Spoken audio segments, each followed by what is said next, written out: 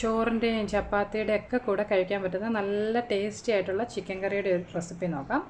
ഇത് ഒരുവിധം സ്പൈസിയാണ്, എന്നാലും നല്ല ടേസ്റ്റിയുമാണ്. ഞാൻ ഇന്നിവിടെ ഉണ്ടാക്കുന്നത് ചെട്ടിനാട് ചിക്കൻ കറിയാണ്. അപ്പോൾ ഇതെങ്ങനെയാണ് തയ്യാറാക്കുന്നതെന്ന് നമുക്കൊന്ന് നോക്കാം. ഇന്നത്തെ നമ്മുടെ ഈ ചിക്കൻ കറി ഉണ്ടാക്കുന്നതിന് ഞാനിവിടെ ഒരു 750 ഗ്രാമോളം ചിക്കൻ എടുത്തിട്ടുണ്ട്. ഇത് ഒരു മീഡിയം സൈസ് പീസസ് ആയിട്ട് കട്ട് ചെയ്തെടുത്തിട്ടുള്ളതാണ്. ഇത് നമുക്ക് ആദ്യം ഒന്ന് മാരിനേറ്റ് ചെയ്യണം. അപ്പോൾ അതിലേക്ക് ചേർക്കുന്നതിന് ഞാനിവിടെ ഒരു ടേബിൾ സ്പൂണോളം നാരങ്ങാനീര് ഇതിലേക്കൊന്ന് ചേർത്ത് കൊടുക്കുകയാണ്. ഇതിലേക്ക് ഒരു 1/2 ടീസ്പൂൺ മഞ്ഞൾപ്പൊടി ഒന്ന് ചേർത്ത് കൊടുക്കുകയാണ്. അതുപോലെ ആവശ്യത്തിന് ഉപ്പ് കൂടി ഒന്ന് ചേർത്തതിന് ശേഷം നന്നായിട്ടൊന്ന് യോജിപ്പിച്ച് നമുക്കിതൊന്ന് മാരിനേറ്റ് ചെയ്തെടുക്കാം.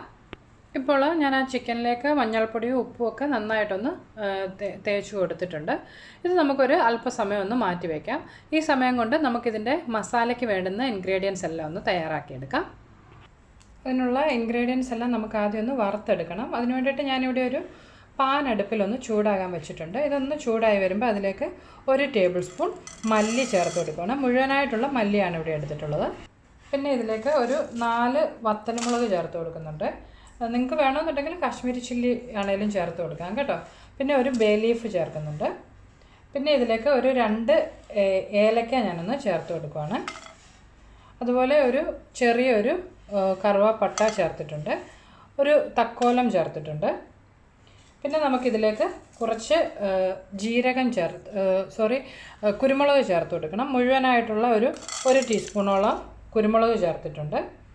അതുപോലെ ഒരു 2 ഗ്രാമ്പു ഇതിലേക്ക് ചേർത്ത് കൊടുക്കുകയാണ്.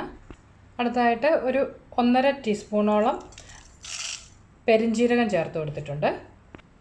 പിന്നെ ഒരു 1/2 ടീസ്പൂൺ നല്ല ജീരകവും ചേർത്തിട്ടുണ്ട്. ഇത് നമുക്കിനി നന്നായിട്ടൊന്ന് റോസ്റ്റ് ചെയ്തെടുക്കാം. ലോ ഫ്ലെയിമിൽ വെച്ച് ഇതൊന്ന് നന്നായിട്ട് ഫ്രൈ ചെയ്ത് എടുക്കേണ്ടതാണ്. അതിൻ്റെയൊക്കെ ആ പച്ചമണം ഒന്ന് മാറി കിട്ടുന്നവരെ നമുക്കൊന്ന് റോസ്റ്റ് ചെയ്തെടുക്കാം. പിന്നെ നിങ്ങളുടെ കയ്യിൽ ഉണ്ടെന്നുണ്ടെങ്കിൽ കുറച്ച് കസ്കസും കൂടെ വേണമെങ്കിൽ ഇതിലേക്ക് ചേർത്ത് കൊടുക്കാം. ഇന്ന് എൻ്റെ കയ്യിൽ കസ്കസ് ഇല്ലായിരുന്നു, അതുകൊണ്ട് ഞാനത് ചേർത്തിട്ടില്ല കേട്ടോ. കസ്കസ് എന്ന് പറയുമ്പോൾ ആ വെള്ള കളറിലെ കസ്കസാണ്.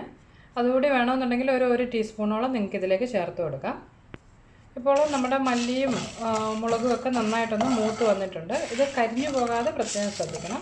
ഇതിനെ നമുക്ക് ഈ പാനിൽ നിന്ന് മറ്റൊരു പാത്രത്തിലേക്കൊന്ന് മാറ്റാം. ഇപ്പോൾ ഞാനതെല്ലാം ആ പാനിൽ നിന്നൊന്ന് മാറ്റിയതിന് ശേഷം വീണ്ടും ആ പാൻ അടുപ്പത്തൊന്ന് വെച്ച് കൊടുത്തിട്ടുണ്ട്. ഇതിലേക്ക് ഒരു 1/2 കപ്പ് തേങ്ങ ചിരകിയതൊന്ന് ചേർത്ത് കൊടുക്കാം. നമ്മളിപ്പോൾ ഒരു 750 ഗ്രാം ചിക്കനേ എടുത്തിട്ടുള്ളൂ, അതുകൊണ്ട് ഒരു 1/2 കപ്പ് തേങ്ങയെ ഞാൻ എടുത്തിട്ടുള്ളൂ. കൂടുതൽ ചിക്കൻ എടുക്കുന്നുണ്ടെങ്കിൽ തേങ്ങയുടെ അളവും കൂടുതൽ എടുക്കണം കേട്ടോ. ഇതിലേക്ക് ഒരു 4-5 അല്ലി വെളുത്തുള്ളി കൂടി ഒന്ന് ചേർത്ത് കൊടുക്കുകയാണ്. അതിനുശേഷം നമുക്ക് ഈ തേങ്ങ നന്നായിട്ടൊരു ബ്രൗൺ കളർ ആകുന്നവരെ ഒരു മീഡിയം ടു ലോ ഫ്ലെയിമിൽ വെച്ച് ഒന്ന് ഫ്രൈ ചെയ്തെടുക്കാം. നല്ല ഒരു ബ്രൗൺ കളറായി കിട്ടണം. ഇപ്പോൾ നമ്മുടെ തേങ്ങ ഇവിടെ നന്നായിട്ട് ഫ്രൈ ചെയ്ത ആ ഒരു ബ്രൗൺ കളറായിട്ടുണ്ട്. ഇതിനി നമുക്ക് അടുപ്പിൽ നിന്ന് മാറ്റിയതിന് ശേഷം മറ്റൊരു പാത്രത്തിലേക്ക് ട്രാൻസ്ഫർ ചെയ്യാം. ഈ സെയിം പാനിൽ തന്നെ ഇരുന്നിട്ടുണ്ടെന്നുണ്ടെങ്കിൽ ഈ പാനിൻ്റെ ചൂട് കൊണ്ട് പിന്നെയും ചിലപ്പോൾ ഇതങ്ങ് വല്ലാണ്ട് കരിഞ്ഞു പോകാൻ ചാൻസ് ഉണ്ട്. അതുകൊണ്ട് നമുക്കിത് മറ്റൊരു പാത്രത്തിലേക്ക് മാറ്റി ചൂട് പോയി കഴിയുമ്പോൾ നന്നായിട്ട് അരച്ചെടുക്കണം. ഇപ്പോൾ നമ്മൾ ആ ഫ്രൈ ചെയ്തെടുത്തിട്ടുള്ള തേങ്ങയും അതുപോലെ ആ സ്പൈസസ് ഇവിടെ ഒരു മിക്സിയുടെ ജാറിലേക്കൊന്ന് ഇട്ട് കൊടുത്തിട്ടുണ്ട്. ഇതിലേക്ക് ഒരു 1/4 ടീസ്പൂണോളം ഉലുവ ഒന്ന് ചേർത്ത് കൊടുക്കുകയാണ്. അതോടൊപ്പം ഒരു ചെറിയ പീസ് വാളംപുളി കൂടി ചേർത്ത് കൊടുക്കുകയാണ്. ഈ വാളംപുളിക്ക് പകരം നിങ്ങൾക്ക് വേണമെങ്കിൽ തക്കാളി വഴറ്റിയാണെങ്കിലും ചേർക്കാം. പക്ഷേ ഞാനിന്ന് വാളംപുളിയാണ് ഇതിന് ആ ഒരു പുളി കിട്ടുന്നതിന് വേണ്ടി ചേർത്തിട്ടുള്ളത്. ഇത് നമുക്കിനി നന്നായിട്ടൊന്ന് പേസ്റ്റ് പോലെ അരച്ചെടുക്കണം. വേണമെന്നുണ്ടെങ്കിൽ ഒരല്പം വെള്ളവും കൂടി ചേർത്ത് നല്ല പേസ്റ്റ് പോലെ നമുക്കിതൊന്ന് അരച്ചെടുക്കാം. ഇപ്പോൾ ഞാൻ നമ്മുടെ ആ തേങ്ങയും സ്പൈസസും കൂടെ നന്നായിട്ട് ഇവിടെ അരച്ചെടുത്തിട്ടുണ്ട്. അടുത്തായിട്ട് ഇവിടെ അടുപ്പിലൊരു പാൻ ഒന്ന് ചൂടാകാൻ വെച്ചിട്ടുണ്ട്. ഇതിലേക്ക് ഒരു ടേബിൾ സ്പൂണോളം വെളിച്ചെണ്ണ ഞാനൊന്ന് ചേർത്ത് കൊടുക്കുകയാണ്. നിങ്ങൾക്ക് ഇഷ്ടമുള്ള എണ്ണ യൂസ് ചെയ്യാം കേട്ടോ. എണ്ണ ഒന്ന് ചൂടായി വരുമ്പോൾ അതിലേക്ക് ഒരു ചെറിയ സവാള അരിഞ്ഞൊന്ന് ചേർത്ത് കൊടുക്കുകയാണ്. അതിലേക്ക് കുറച്ച് കറിവേപ്പില കൂടി ഒന്ന് ചേർത്തതിന് ശേഷം നമുക്ക് ഈ സവാള നന്നായിട്ടൊന്ന് വഴറ്റിയെടുക്കണം. നമ്മുടെ സവാള വഴന്ന് വരുമ്പോൾ അതിലേക്ക് ഒരു ചെറിയ കഷ്ണം ഇഞ്ചി നീളത്തിൽ കനം കുറച്ച് അരിഞ്ഞത് കൂടി ഒന്ന് ചേർത്ത് കൊടുക്കുകയാണ്. ഇഞ്ചിയുടെ ആ പച്ചമണം മാറി വരുന്നവരെ ഒന്ന് വഴറ്റിയെടുക്കാം. ഇപ്പോൾ ആ ഇഞ്ചിയുടെയും സവാളയുടെയൊക്കെ പച്ചമണം ഒന്ന് മാറി വന്നിട്ടുണ്ട്. ഇതിലേക്ക് നമ്മൾ ആദ്യം മാരിനേറ്റ് ചെയ്ത് വെച്ചിട്ടുള്ള ആ ചിക്കൻ ഒന്ന് ചേർത്ത് കൊടുക്കാം. നന്നായിട്ടൊന്ന് ഈ ഉള്ളിയുടെയും ഇഞ്ചിയുടെയൊക്കെ മിക്സുമായിട്ട് നമുക്കൊന്ന് നന്നായിട്ട് യോജിപ്പിച്ചെടുക്കാം. ഇതിലേക്ക് നമ്മൾ അരച്ച് വെച്ചിട്ടുള്ള തേങ്ങയുടെ അരപ്പ് ചേർത്ത് കൊടുക്കാം.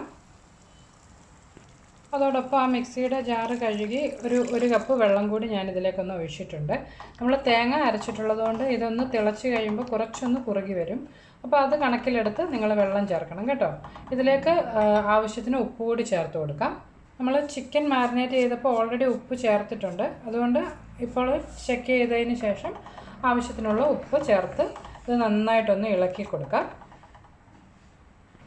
ഇതിനി നമുക്ക് അടച്ച് വെച്ച് ഒരു മീഡിയം ടു ലോ ഫ്ലെയിമിൽ ഈ ചിക്കൻ നന്നായിട്ട് കുക്കാവുന്നത് വരെ വെയിറ്റ് ചെയ്യാം. ഇടയ്ക്ക് 1-2 തവണ ഒന്ന് അടിയിൽ പിടിക്കാതിരിക്കാൻ ഒന്ന് ഇളക്കി കൊടുക്കണം കേട്ടോ.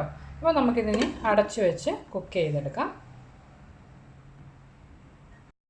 ഇപ്പോൾ ഒരു 20-25 മിനിറ്റ് കഴിഞ്ഞിട്ടുണ്ട്. നമ്മുടെ ചിക്കൻ ഇപ്പോൾ ഇവിടെ നന്നായിട്ട് കുക്കായിട്ടുണ്ട്. ഞാൻ ഇടയ്ക്ക് 1-2 തവണ ഒന്ന് അടികൂട്ടി ഒന്ന് ഇളക്കി കൊടുത്തിട്ടുണ്ടായിരുന്നു.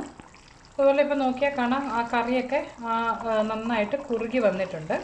ഇത് വേണമെന്നുണ്ടെങ്കിൽ നിങ്ങൾക്കൊരു 2-3 മിനിറ്റ് ഒന്ന് തുറന്ന് വെച്ച് ഒന്നുകൂടി ഒന്ന് തിളപ്പിച്ച് കുറച്ചുകൂടി ഒന്ന് കുറുക്കിയെടുക്കാം.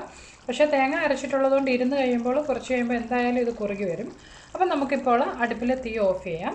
ഇത് കുറച്ച് നേരം ഒന്ന് അടച്ചു വെച്ചതിന് ശേഷം നമുക്ക് സർവിങ് പ്ലേറ്റിലേക്ക് മാറ്റി സെർവ് ചെയ്യാവുന്നതാണ്. അപ്പോൾ ഇത് എല്ലാവരും ട്രൈ ചെയ്ത് നോക്കുക. നല്ലൊരു മണമൊക്കെയാണ് നമ്മുടെ ഈ ചിക്കൻ കറിക്ക്. നമ്മളിതിലേക്ക് ഒരുവിധപ്പെട്ട സ്പൈസസ് എല്ലാം ചേർത്തിട്ടുള്ളതുകൊണ്ട് നല്ലൊരു മണവുമുണ്ട്. അതുപോലെ നല്ല ടേസ്റ്റി ആയിട്ടുള്ള ഒരു റെസിപ്പിയാണ്. ചോറിൻ്റെയും ചപ്പാത്തിയുടെയും അപ്പത്തിൻ്റെയൊക്കെ കൂടെ നമുക്ക് സെർവ് ചെയ്യാൻ പറ്റും. ട്രൈ ചെയ്ത് റെസിപ്പീസൊക്കെ ഇഷ്ടമാകുന്നുണ്ടെങ്കിൽ നിങ്ങൾ മറക്കാതെ അന്നൂസ് റെസിപ്പീസ് എന്നുള്ള എൻ്റെ യൂട്യൂബ് ചാനൽ സബ്സ്ക്രൈബ് ചെയ്യണം കേട്ടോ. നമുക്കപ്പം മറ്റൊരു റെസിപ്പിയുമായിട്ട് വീണ്ടും കാണാം. ബൈ.